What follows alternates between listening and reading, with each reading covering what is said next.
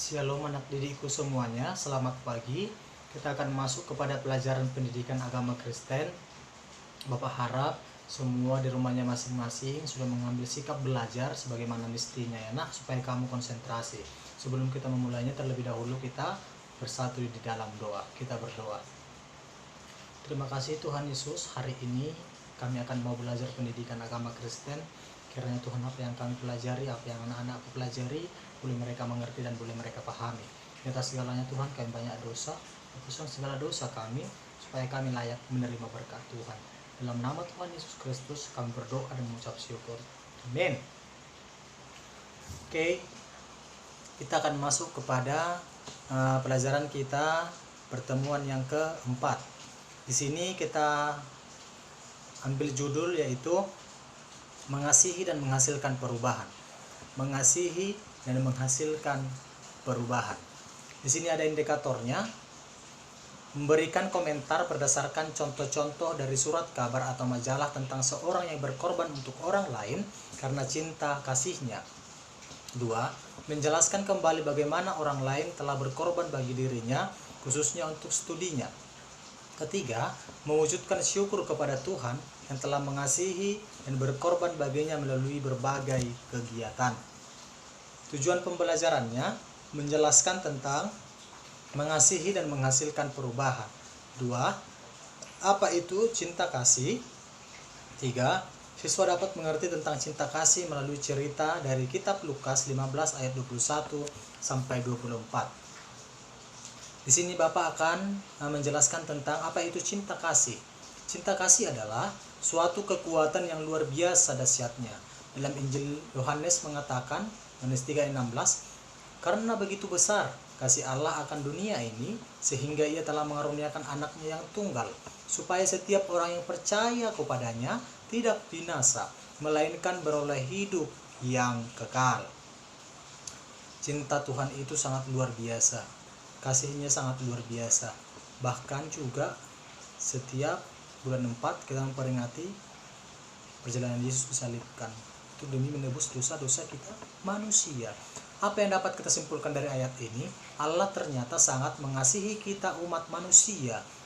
Untuk itu Allah telah mengutus Yesus Kristus untuk menyatakan kasih-Nya. Ya, mengasihi, selalu mengasihi Tuhan kita. Apapun yang kita lakukan, Tuhan selalu mengasihi kita. Kita juga harus mengasihi Tuhan Yesus. Di sini ada cerita Alkitab yang menyangkut mengasihi dan menghasilkan perubahan, yaitu terdapat dalam Lukas 15:24 dengan judul Anak yang Hilang.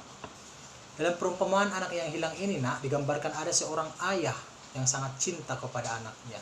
Ya, tetapi anaknya ini kalau dibilang tidak cinta, cinta. Oke? Gak ada seorang anak yang tidak cinta kepada ayahnya, dan tidak ada juga seorang ayah yang tidak cinta kepada ya. Oke, di sini ceritanya tentang seorang ayah dan seorang anak. Si anak ini pergi dari rumah.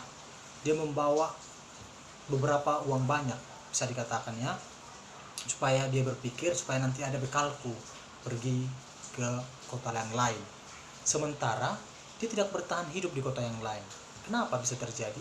Dia tidak punya pekerjaan dan uang yang dia bawa habis. Bapaknya, ayahnya cemas. Ya, kenapa anak-anakku pergi? Kenapa nggak pulang-pulang? Ya, bapaknya menantikan kepulangan anaknya tersebut. Kenapa yang terjadi, nakku? Seorang anak tersebut sudah habis uang, sudah habis kebutuhannya. Dia pulang ke kampungnya atau pulang ke rumah ayahnya. Dan apa yang terjadi? Kalau dipikir-pikir ayahnya akan marah, tetapi ini tidak. Ayahnya menyambut dia dengan pelukan yang kasih sayang yang indah. Ya, bapaknya tidak menyangka anaknya akan kembali lagi. Dan si ayahnya ini membuat pesta besar-besaran menyambut anaknya bahwa anaknya itu sudah pulang. Itulah bukti kasih seorang ayah kepada anaknya. Sangat luar biasa, karena tidak ada seorang ayah yang benci kepada anaknya. Pasti semua seorang ayah akan sayang kepada anaknya. Maka dari situ, naku, kita harus sayang kepada kedua orang tua kita juga kalau masih ada. Tapi kalau belum masih ada, sayangilah walimu ataupun sayangilah Tuhanmu. Yang masih ada Tuhan tidak pernah meninggalkan kita apapun keadaannya. Di situ kita kelima juga mengatakan, hormatilah ayah dan ibumu supaya lanjut umurmu, supaya panjang umur kita. Kita harus menghormati orang tua. Jangan bandel, jangan malas, kalau disuruh kerjakan. Oke? Sama seperti anak yang hilang ya, nak ya. Oke. Di sini juga ada ciri orang yang mengasihi Tuhan. Pertama, seorang yang rindu bergaul akrab dengan Tuhan dan firman-Nya. Bagaimana bergaul dengan Tuhan? Rajinlah ke gereja, rajinlah baca Alkitab, dan rajinlah berdoa. Seorang ayah senantiasa melihat pencobaan dari kacamata positif. Ya, kita harus berpikiran positif selalu. Gak usah pikiran negatif. Kalau pikiran negatif, dosa yang terjadi, anak ya. Yang ketiga, seorang yang senantiasa hidup dalam kasih. Oke, tadi kita bahas tentang kasih ya. Keempat, seorang yang rela kehilangan segalanya. Oke, demi Tuhan saya akan lakukan semuanya, asalkan saya bersama-sama dengan Tuhan. Saya rela, Bapak rela, kamu juga harus rela ya anak ya. Oke. Kasih Allah kepada anak-anaknya. Tadi Bapak katakan tentang contoh ya, tentang anak yang hilang tadi. Kasih Allah itu sangat luar biasa untuk anak-anaknya. Nanti bisa dibaca ini anak ya di materinya ya. Bagaimana sih bukti kasih Allah itu kepada anak-anaknya? Ayah atau orang tua tidak pernah menjerumuskan anaknya ke dalam masalah atau penderitaan. Orang tua sangat mengharapkan kita menjadi anak-anak yang berhasil, anak-anak yang sukses, dan anak-anak yang takut akan Tuhan. Oke. Cinta kasih yang mengubah dan mendamaikan. Di sini Dr. Martin Luther King adalah seorang pendeta gereja yang dibaptis dari kulit hitam di Amerika Serikat. Dia pernah berkata demikian, kegelapan tidak dapat mengusir kegelapan, hanya terang yang dapat melakukannya. Benar sekali. Kalau kegelapan disatukan dengan kegelapan, apa yang terjadi? Semakin gelap. Tetapi kalau kegelapan disatukan dengan terang, apa yang terjadi? Terang. Akan ada cahaya. Ya nak ya. Di sini juga dikatakan, kebencian tidak dapat mengusir kebencian, hanya cinta kasih yang dapat melakukannya. Kalau kita benci sama orang, sama-sama benci gitu, apa yang terjadi? Masalah besar, bahkan perkelahian terjadi. Tetapi apa yang bisa mengubahkan tersebut? Hanya cinta kasih yang dapat melakukannya. Kita harus saling mengasihi. Oke, supaya kita berdamai dengan seseorang dan yang lain. Oke, kita masuk kepada yang kesimpulan. Ya, nah, di sini kesimpulan dikatakan, cinta kasih adalah kekuatan yang sangat dahsyat. Karena itu tidak mengherankan apabila ternyata begitu banyak agama di dunia ini justru mengajarkan manusia untuk saling mencintai dan saling mengasihi. Sayangnya, banyak orang yang tidak memahami ini. Karena itu, seringkali lebih suka mengambil jalan pintas untuk menghasilkan perubahan. Misalnya dengan kekerasan, ya.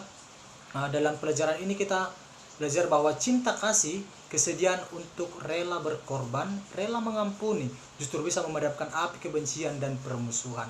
Sebagai kamu remaja Kristen, kita perlu belajar bagaimana mengembangkan cinta kasih di dalam hidup kita sehari-hari dan menunjukkan bahkan kepada orang-orang yang memusuhi dan membenci kita. Wow, ya. Bahkan yang membenci kita harus kasihi. Tidak masuk akal ya nak, tetapi firman Tuhan mengatakan, kasihilah musuhmu. Ya, kita kasihi musuh kita. Karena kita sebagai Kristen, yang paling utama adalah kasih. Mengasihi lebih sungguh. Karena Tuhan lebih dahulu mengasihi kita. Oke, demikian materi kita hari ini. Sekian dan terima kasih, dan Tuhan Yesus memberkati. Sebelum kita tutup pelajaran kita ini, kita berdoa. Terima kasih Tuhan Yesus yang baik. Hari ini kami sudah selesai belajar pendidikan agama Kristen. Kiranya Tuhan, anak-anakku kelas 10 ini menjadi anak-anak yang pengasih dimanapun mereka berada. Saat sebentar kami akan melakukan segala kegiatan aktivitas kami, kiranya Tuhan yang memberkati. Dalam nama Tuhan Yesus kami berdoa dan bersyukur kepadamu. Amin. Oke, sampai jumpa di pertemuan berikutnya. Jaga kesehatan, tetap semangat. Tuhan Yesus memberkati. Shalom.